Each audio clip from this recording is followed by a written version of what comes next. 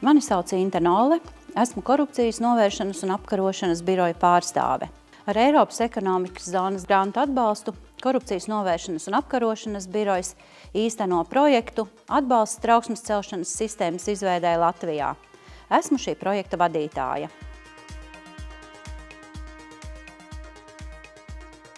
Par koruptīviem darījumiem var ziņot gan fiziska, gan juridiska, gan arī anonīma persona.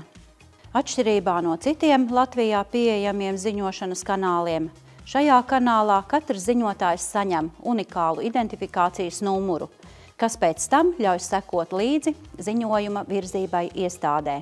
Piemēram, es pamanu kādu korupcijas gadījumu vai priekšvēlēšanu aģitācijas pārkāpumu, ziņoju un pēc tam redzu, ka KNAB ir izlasījis un kā KNAB ir reaģējis uz manu ziņojumu. Ziņojums var iesniegt gan KNAB tīmekļa vietnē, gan mobilajā lietotnē Ziņo KNAB.